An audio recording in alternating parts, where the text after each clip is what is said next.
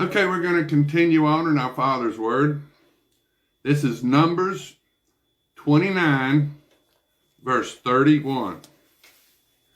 Also 1 goat as a sin offering, besides the regular burnt offering, its grain offering, and its drink offering.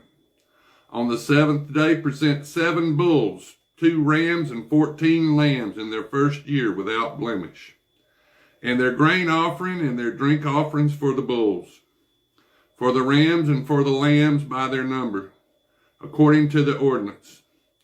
Also 1 goat as a sin offering, besides the regular burnt offering, its grain offering, and its drink offering. On the 8th day you shall have a sacred assembly. You shall do no customary work. You shall present a burnt offering, an offering made by fire, as a sweet aroma to the Lord. 1 bull, 1 ram, 7 lambs in their first year without blemish, and their grain offering and their drink offerings for the bull, for the ram, and for the lambs by their number, according to the ordinance. Also 1 goat as a sin offering, besides the regular burnt offering, its grain offering, and its drink offering. These you shall present to the Lord at your appointed feast, besides your vow offerings and your freewill offerings, as your burnt offerings and your grain offerings, as your drink offerings and your peace offerings. So Moses told the children of Israel everything, just as the Lord commanded Moses. Now this is Numbers 30. Then Moses spoke to the heads of the tribes concerning the children of Israel, saying, This is the thing which the Lord has commanded. If a man makes a vow to the Lord, or swears an oath to bind himself by some agreement, he shall not break his word. He shall do according to all that proceeds out of his mouth. Or if a woman makes a vow to the Lord and binds herself by some agreement while in her father's house in her youth, and her father hears her vow and the agreement by which she has bound herself, and her father holds his peace, then all her vows shall stand, and every agreement with which she has bound herself shall stand. But if her father overrules her on the day that he hears, then none of her vows nor her agreements by which she has bound herself shall stand.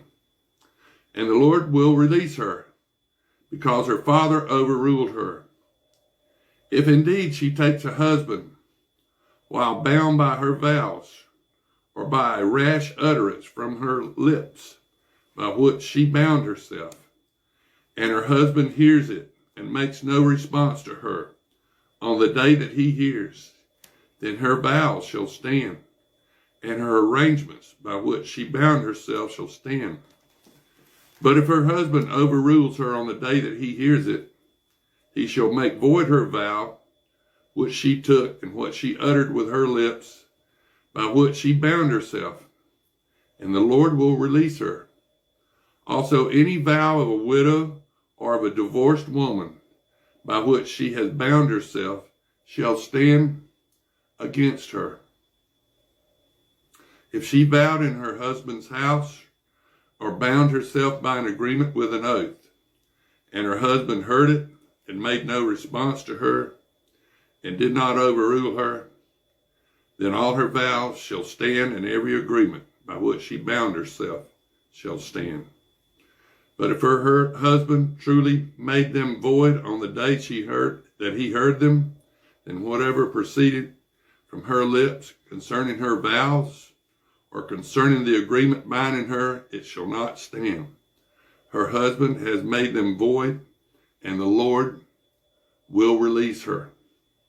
Every vow and every binding oath to afflict her soul, her husband may confirm it, or a husband may make it void. Now if her husband makes no response whatever to her from day to day, then he confirms all her vows, or all the agreements that bind her. He confirms them, because he has made no response to her on the day that he heard them. But if he does make them void after he has heard them, then he shall bear her guilt.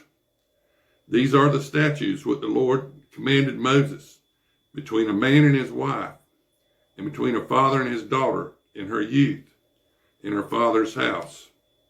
Now this is Numbers 31. And the Lord spoke to Moses, saying, Take vengeance on the Midianites for the children of Israel. Afterwards, you shall be gathered to your people.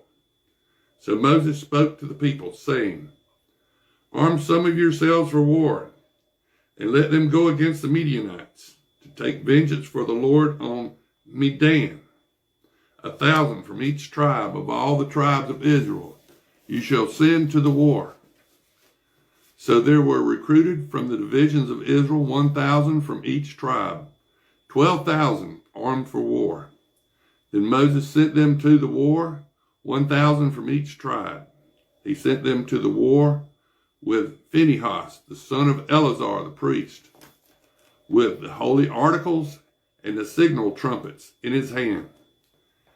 And they warred against the Midianites, just as the Lord commanded Moses. And they killed all the males. They killed the kings of Midian with the rest of those who were killed. Evi, Rechem, Zur, Hur, and Reba, the 5 kings of Midian. Balaam, the son of Peor, they also killed with the sword. And the children of Israel took the women of Midian captive with their little ones, and took a spoil all their cattle, all their flocks, and all their goods. They also burned with fire all the cities where they dwelt, and all their forts. And they took all the spoil and all the booty of man and beast. And they brought the captives, the booty, and the spoil to Moses, to Eleazar the priest, and to the congregation of the children of Israel, to the camp in the plains of Moab by the Jordan, across from Jericho. And Moses, Eleazar the priest, and all the leaders of the congregation went to meet them outside the camp. But Moses was angry with the officers of the army, with the captains over the thousands and the captains over hundreds, who had come from the battle. And Moses said to them, Have you kept all the women alive? These women caused the children of Israel, through the counsel of Balaam, to trespass against the Lord in the incident of Peor. And there was a plague among the congregation of the Lord. Now therefore, kill every male among the little ones, and kill every woman who has known a man intimately. But keep alive for yourselves all the young girls who have not known a man intimately. And as for you, remain outside the camp 7 days. Whoever has killed any person, and whoever has touched any slain, purify yourselves and your captives on the 3rd day and on the 7th day. Purify every garment, everything made of leather, everything woven of goat's hair, and everything made of wood. Then Eleazar the priest said to the men of war who had gone to the battle, This is the ordinance of law which the Lord commanded Moses.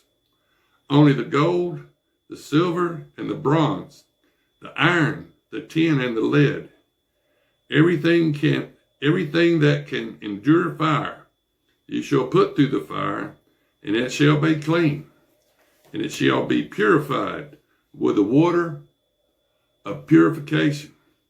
But all that cannot endure fire, you shall put through water. And you shall wash your clothes on the 7th day and be clean. And afterward you may come into the camp. So the Lord spoke to Moses, saying, Count up the plunder that was taken of man and beast, you and Eleazar the priest, and the chief fathers of the congregation, and divide the plunder into 2 parts between those who took part in the war and who went out to battle, and all the congregation. And Levite, a tribute for the Lord on the men of war who went out to battle, 1 of every 500 of the persons, the cattle, the donkeys, and the sheep.